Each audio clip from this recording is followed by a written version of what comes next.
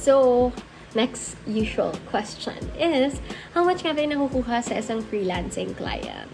Hey everyone! Welcome back to my YouTube channel. My name is Vanya and I talk about digital marketing, freelancing, family, and lifestyle. And in today's episode, we are going to talk about virtual assistant jobs that you can get online. So just in case you don't want to return to office and looking for work from home careers, so pwede niyo siya. I'm also a VA and a freelancer. That's why in my last video, I talked about it, how I became a freelancing VA. So just in case you're interested, go ahead and watch the rest of the video. And if you have any other questions, you can comment down below so that I can answer it in my future videos. Obviously, my look today is different from the look in my video, but hopefully you can still enjoy the rest of the video. Yun lang, bye! May isa pa sa aking question, ano yung mga kinds ng jobs na pwede kong pasukan as a virtual assistant? Basically, ang haba talaga ng list, and over the last few years, dumami siya. Noong una, ang alam ko lang VA is more of the real estate virtual assistant kasi super uso yan sa US. After nun, nagkaroon ng social media manager, nagkaroon ng marketing assistant, nagkaroon ng bookkeeper, nagkaroon ng accountant, etc. And the list goes on and on. As long as you can do your work from a remote perspective or from anywhere, you can basically become virtual assistant. Some types lang of a virtual assistant that I've done in the past, number one is full-time. Full-time, ibig sabihin may time in and out ka. Kadalasan yun yung may nagpa-flash din sa screen mo na timer na kunwari every 30 minutes, tatanungan ka ng timer mo kung ano yung ginawa mo or like ano yung natapos mo, etc. And then you can switch on from Task A, Task B. Yun yung full-time. Full-time means 40 hours per week, so that's roughly 8 hours a day. Naka-log in ka dun sa work mo. And sometimes, kadalasan, meron namang Australian clients, meron din UK clients, meron din US clients, so it depends on the time zone. And then second is a part-time virtual assistant. Yung part-time virtual assistant, like for the past few years, yun yung mga kinukuha ko talaga like personally. Kasi hindi ko kaya ng full-time kasi nga, meron din ako mga part-time jobs dito sa Pilipinas. So kapag part-time virtual assistant ka, that's 20 hours per week. Kadalasan pag part-time, flexible naman. But other companies would also ask you to log in and out during your part-time hours para lang ma-track nila if you are doing your job also during those parang certain hours. And then, at the end of the week, they would try to complete, as in may parang time tracker. Yung ibang companies may time tracker. So, they would see kung naka 20 hours ka lang per week. And then, sometimes yung mga teachers ata, like my sister is also a virtual assistant. Yung sa kanya naman, number of hours, basta may certain number of hours sila for the year, or for the month, for the year.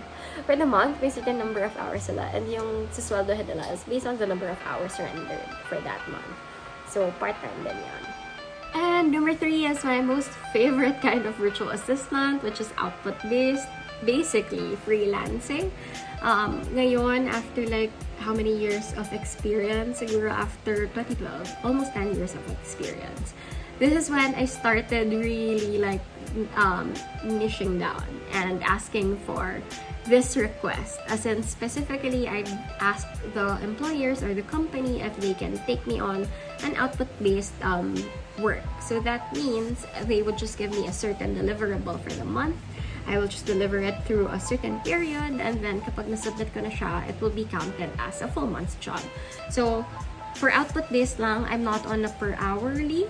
So, hindi na per hour yung rate ko sa kanila. Most of them is like a fixed monthly retainer's fee. Sometimes they call me as a consultant. Sometimes naman it's like a service provider, yun yung tawag, or an independent contractor. So it really depends on the company, and nasa negotiation stage naman siya. Most of the time, if people would ask me if I'm available to work, lagi kong tinatanong, is this like a full-time post? Is it flexi time, etc., etc.? Because I just want to make sure that I can actually deliver what they're gonna ask of me. Kasi syempre, aside from being a virtual assistant and a freelancer, I also have a business to run in the Philippines. Okay, some considerations lang when you are trying to apply for a virtual assistant job, especially kung gusto niya maging freelancing. Virtual assistant is yung number 1 time zone. Lagi ko sinasabi, kailangan mag-fit nga, don't overpromise your clients that you can deliver when in fact hindi na kaya ng capacity nyo. So, minsan, ang ginagawa kong combination ay different time zones. Kunwari, kukuha ka ng AU client. Si AU client plus 2 hours lang sa atin, I think. Tapos noon, pwede kang kumuha ng UK client. Si UK client is plus 8 hours. Tama ba? Parang ganun. Plus 8 hours. And then si or minus 8 hours sa atin. And then, si US client is baliktad naman ang time natin. So, it really depends on you on what capacity you can offer sa pagiging virtual assistant or freelancer. And in my case, those are the types of job. Or I always ask those questions kapag may mga bagong prospect ako or kapag nag-a-apply ako. Yun yung hinahanap ko sa job description kasi yun yung pinaka-important part.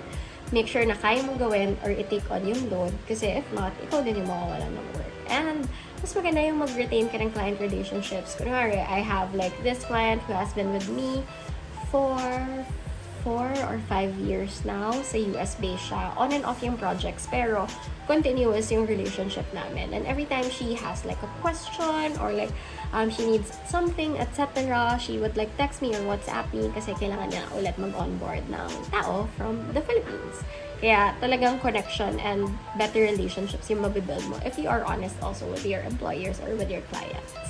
So basically, sobrang dami talagang kinds ng pagiging virtual assistant and freelancer. And yung mga freelancer sometimes, kala nyo kasi common lang sa freelancer as yung mga creatives, like mga video editors, graphic designer, web dev, etc., etc. Yung mga mostly nasa digital marketing side. Pero, in fact, marami namang kind of freelancing jobs na parang project-based siya. So, parang depende din sa client kung ano yung requirements niya. Tapos kapag na-deliver mo, okay na yun. Close project. Pero minsan, like for me, I consider my VA jobs as a freelancing VA job kasi sometimes these clients like work with me for a couple of months. So, monthly retainer fees yung nakukuha ko from them. And after some time, doon ko nakikita kung ano yung inaandar ng client na yon.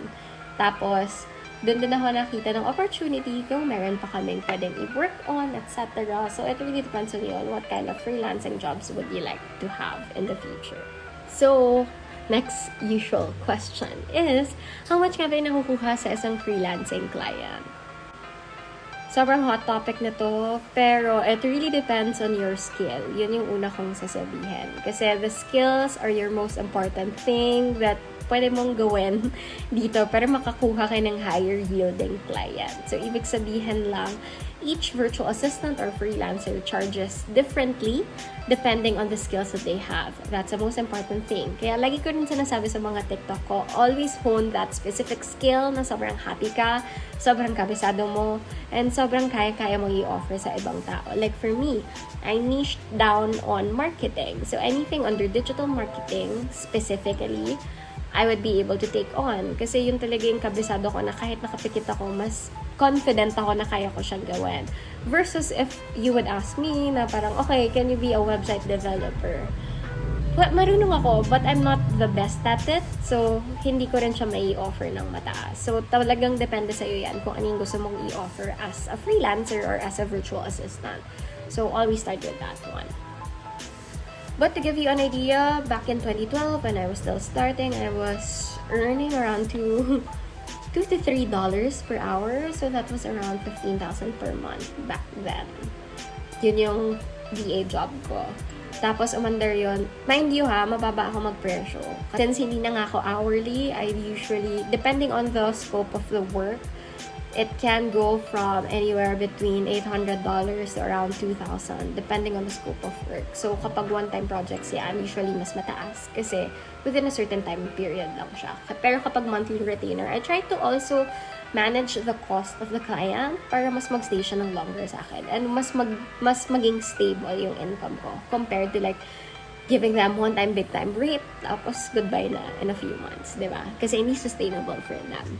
So, yan lang. I feel like that's my strategy as a freelancer and it has been working well. End of the day, I also want to give results and if they're happy, most of the time naman, that's when they also offer you the additional to whatever you're doing to them. So, it will really depend on you on what you can offer to these clients.